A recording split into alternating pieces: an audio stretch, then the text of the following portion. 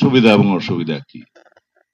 আমরা সুবিধার কথা বলেছি এই জন্য, এই নির্বাচনটা হওয়ার জন্য আর 2-3 মাস বাকি আছে।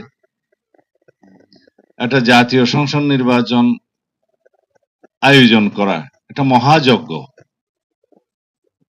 এই আয়োজন একই আয়োজন করতে হবে যদি আলাদাভাবে আর একটা গণভোটের আয়োজন আমরা করি তার আগে।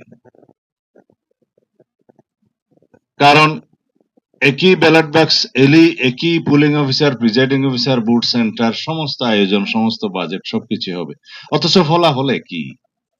নির্বাচনের দিনে যে গণভোটের রায়টা আসবে সেই ফলাফল যেমন একই বাইন্ডিং হবে পার্লামেন্টের উপরে, আর আগে হলেও একই বাইন্ডিং।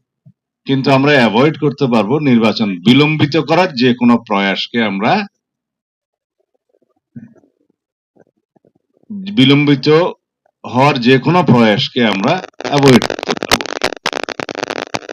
এখন লক্ষ্য করছি কেউ কোনো দলের নাম নেব না, এটা তো অনিয়ারে যাকে ভয় দেয়।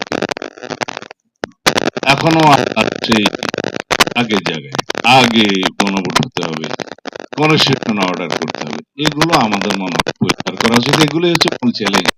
নির্বাচনটা চ্যালেঞ্জ না, তারা নির্বাচন করতে চায় বিভিন্ন কায়দা কানুনের মধ্য দিয়ে, সেটাই হচ্ছে চ্যালেঞ্জ। বিভিন্ন সৃষ্টি করে আলোচনায়